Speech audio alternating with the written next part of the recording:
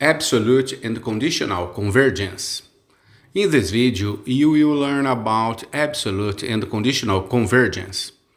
Thank you in advance for watching this video. If you like this video, don't forget to like and subscribe to the channel and activate the bell. It is very important to the continuity of this channel. Before starting the study of absolute and conditional convergence, let's recall some examples of the alternating series test. Let us see the first example. The underlying series is a geometric series, and the common ratio is 1/2, so it converges. Applying the alternating series test, we can see the alternating series also converges. This shows that when a positive series is convergent, an alternating series based on it is also necessarily convergent. Let us see the second example. The underlying series is a divergent series by the p-series test. Applying the alternating series test, we can see the alternating series converges. This shows that when a positive series is divergent, an alternating series based on it can be convergent. Let us see the third example. We look for a similar series to compare the underlying series with.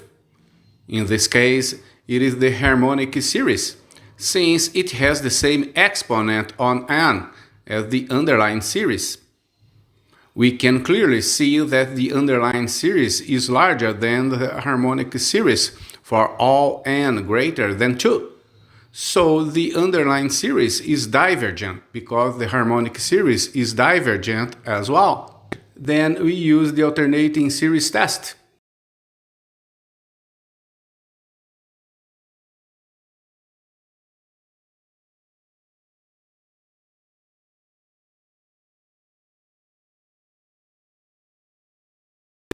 This shows that when a positive series is divergent, an alternating series based on it can also be divergent. So the existence of three possibilities for alternating series makes a new concept necessary: the distinction between absolute convergence and conditional convergence. The table below summarizes our discussion. For any alternating series, you have three possibilities. An alternating series is absolutely convergent when the series is convergent and the positive version of that series is also convergent. An alternating series is conditionally convergent when the series is convergent, but the positive version of that series is divergent. An alternating series is divergent when the series is divergent and the positive version of that series is divergent.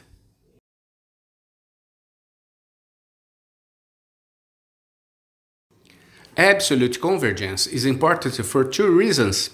First, we have good tests for convergence of a series of positive terms.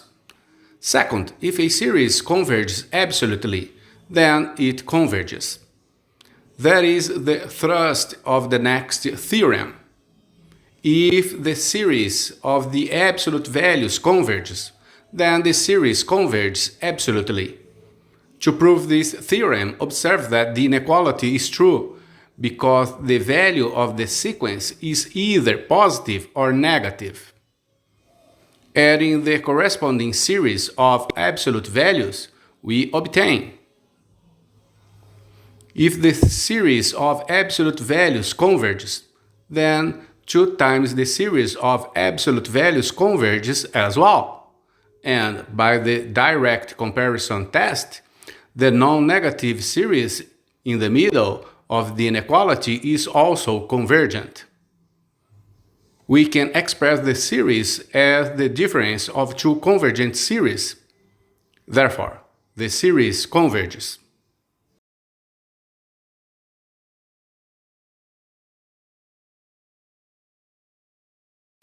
Now here's a tip to determine whether the series converges absolutely, conditionally, or not at all. First, take the absolute value of the series, which means ignore the negative alternating sign. Apply a test. If it was convergent, then the series converges absolutely.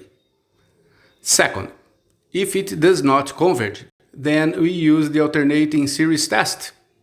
If it converges, then the series is conditionally convergent. Otherwise, it's always divergent.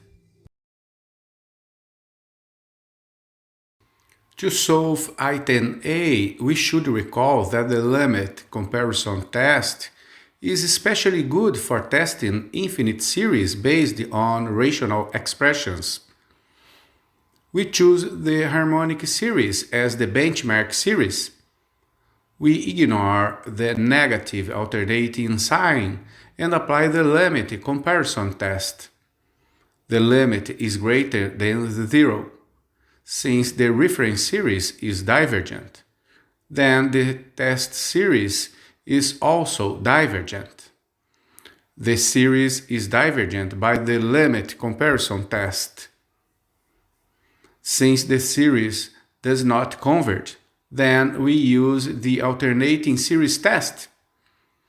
The series is decreasing and the limit is 0. So by the alternating series test, the series is convergent. The series is convergent by the alternating series test, and its related positive series is divergent by the limit comparison test. Therefore, the series is conditionally convergent. To solve item B, we look at the positive series.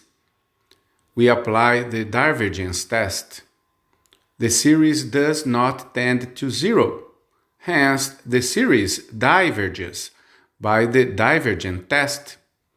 Since the first part of the alternating series test is the divergent test, we already know that the series will not converge conditionally either. To solve item C, we apply the ratio test because this test is especially useful where factorials and powers of a constant appear in terms of a series. We should also notice that the ratio test considers the ratio of the absolute values of the terms. So, as we might expect, the ratio test is very useful in determining whether a given series is absolutely convergent. Since the limit of the absolute ratio of consecutive terms in the series is less than 1, the series converges absolutely.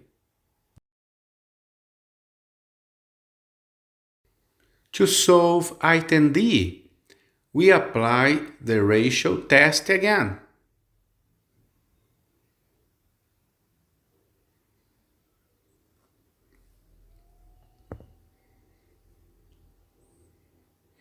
Since the limit of the absolute ratio of consecutive terms in the series is less than 1, the series converges absolutely.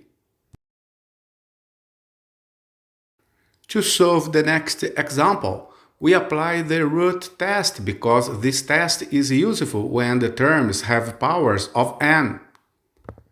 The root test looks at the limit of a root of the absolute value of the nth term of the series and is useful when the terms have powers of n.